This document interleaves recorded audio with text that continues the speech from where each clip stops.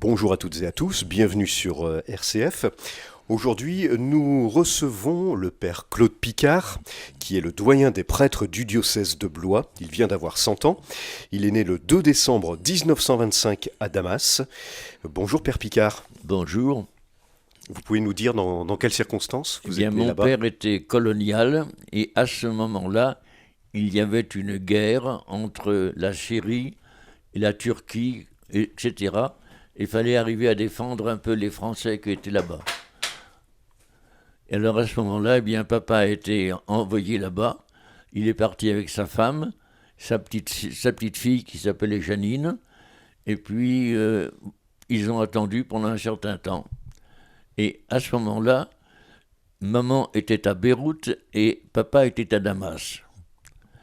Papa était à Damas parce que c'était le seul endroit où on pouvait gouverner l'ensemble de l'artillerie française de l'endroit.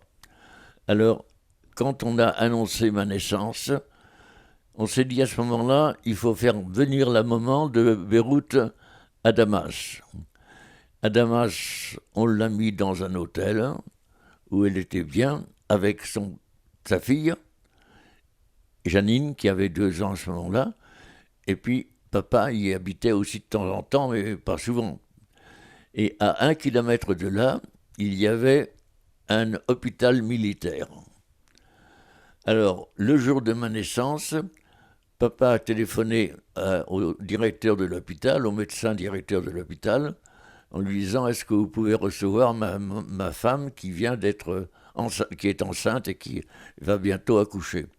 Alors il a dit oui, et il a dit ben, « Écoutez, vous convoquez 4 militaires qui viendront chercher votre épouse et puis qui emmèneront l'épouse jusqu'à l'hôpital militaire. » C'est ce qu'ils ont fait.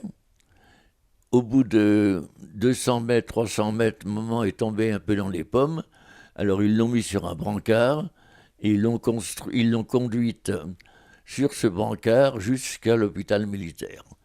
Lorsqu'elle est arrivée, il était 7 heures du soir, je pense.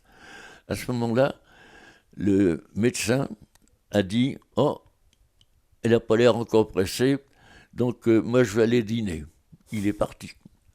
Et puis quand il a été parti, ben moi je suis né. Voilà, c'est comme ça que je sais. Alors, ce qui est amusant, c'est de penser que papa a écrit une lettre à son frère le lendemain pour lui expliquer un peu tout ça. Et c'est comme ça que je sais comment pourquoi je vous suis avez les né. détails. C'est un peu compliqué quand même. Hein. Et quand est-ce que la famille est revenue en France, Alors, père la Picard? famille est revenue en France 2 ans après. Et j'ai une photo que je ne peux pas arriver à retrouver, mais enfin, je l'ai, dans laquelle on voit sur le bateau qui ramène la famille à Marseille, on voit papa, maman, Janine, et puis moi dans un petit coin, qui est à ce moment-là un an à peu près. Voilà. Père Picard, on va faire un bond dans Ah oui, le, là, il faut faire un bond. dans le futur.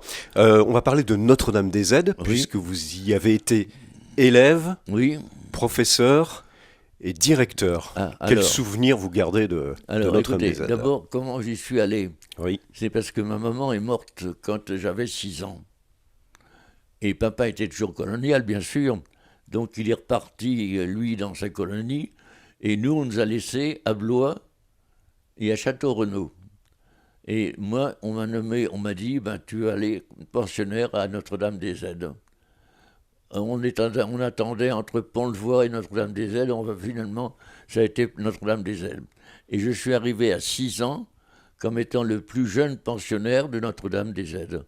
Et je me revois encore, moi, dans la cour de récréation. Je me vois tout seul, comme un grand, si j'ose dire, dans la cour de récréation. Et voilà. Alors ensuite, eh bien, je suis resté pensionnaire à Notre-Dame-des-Aides jusqu'à la guerre. À la guerre, on a été obligé de nous garder en dehors du pensionnat, c'était plus possible. Et je suis resté là jusqu'en terminale, où j'ai passé mon baccalauréat. Alors après le bac, vous avez fait des études de Je mathématiques, suis allé à crois. Paris, Oui. j'ai fait des études de maths sup.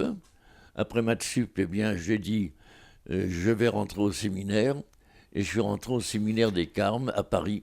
Quel était le déclic? Pourquoi est-ce que vous êtes entré au séminaire? Pourquoi est-ce que vous aviez peut-être envie de devenir prêtre? Ben, j'en sais rien.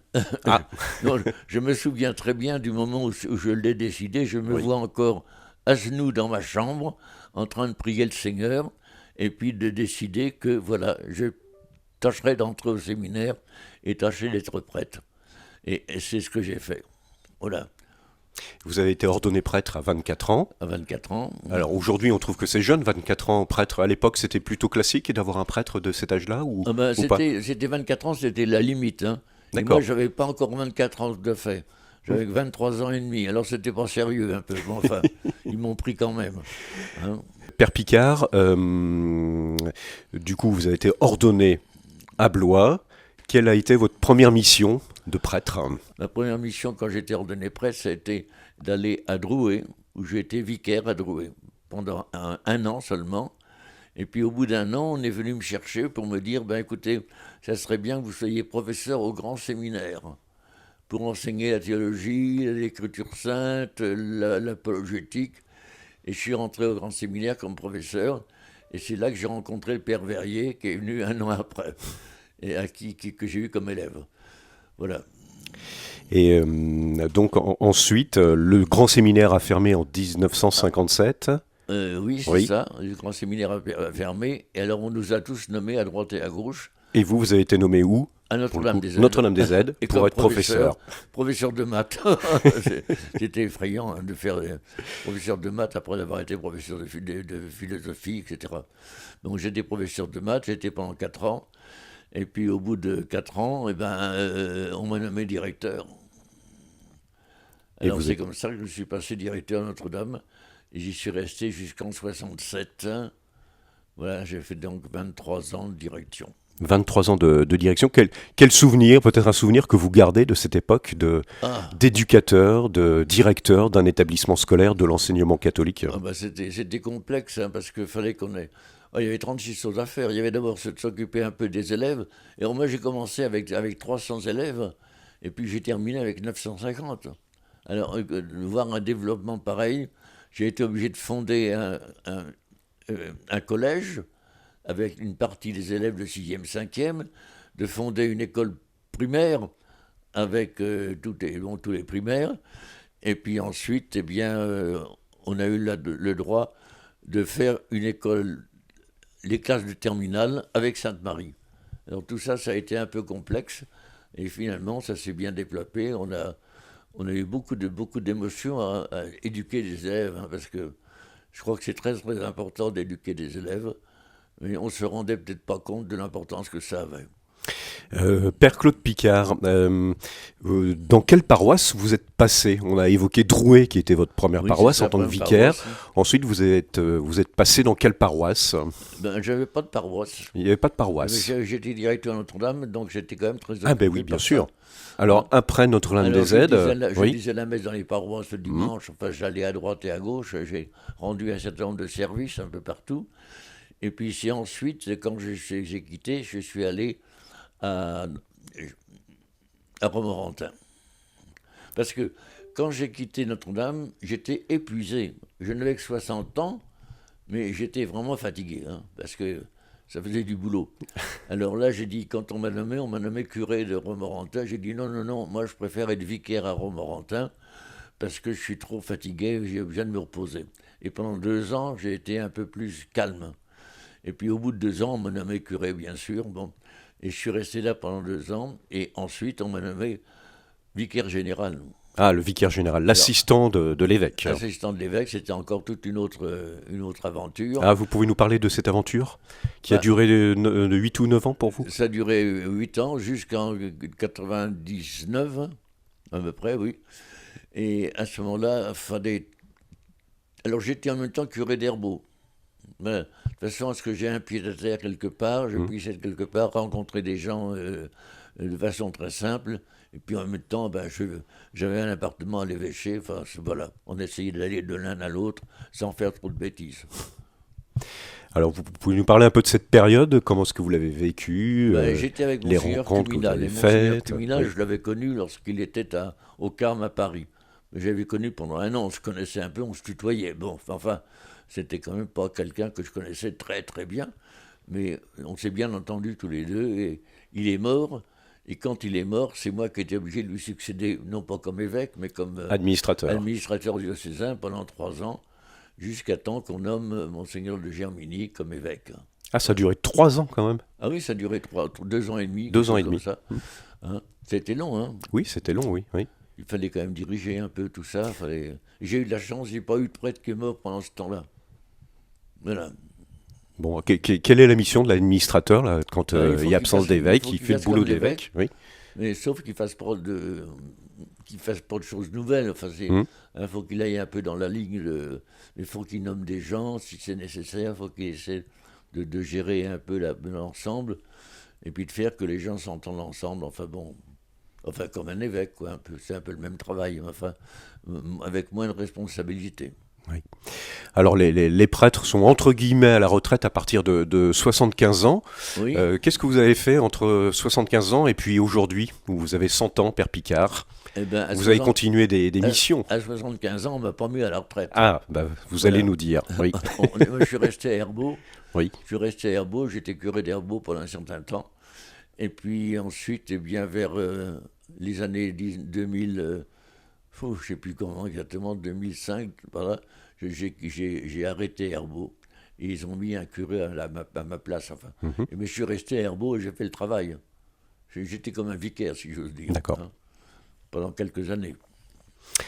Est-ce que vous pouvez évoquer un souvenir de votre mission de prêtre en paroisse ou à Notre-Dame des Aides ou Ah ben, un écoutez, beau souvenir, une belle rencontre?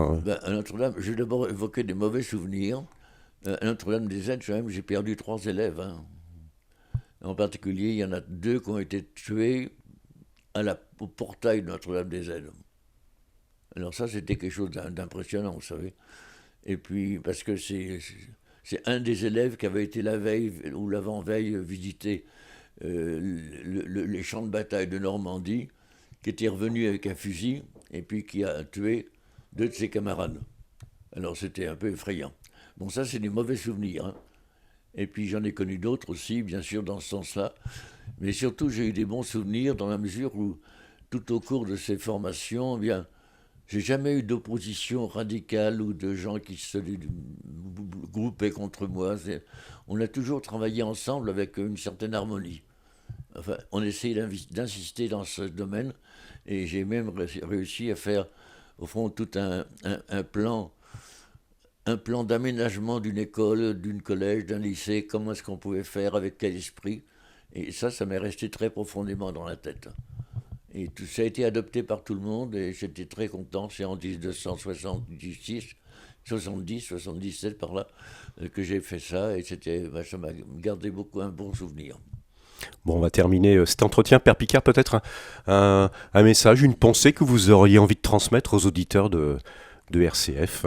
Un message positif. Un message positif, c'est, je disais, écoutez, d'une part. Deuxièmement, tâchez de distinguer ce qui est faux de ce qui est vrai. Actuellement, ça me paraît de plus en plus difficile et de plus en plus important. Et quand vous avez un peu réfléchi, voilà, eh ben, acceptez ce qui est vrai et allez dans le sens de ce qui est vrai, car Dieu est vérité. Merci pour cet entretien, Père Claude Picard.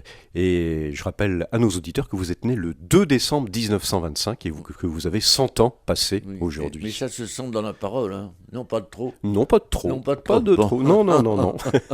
Merci à vous. Merci bien.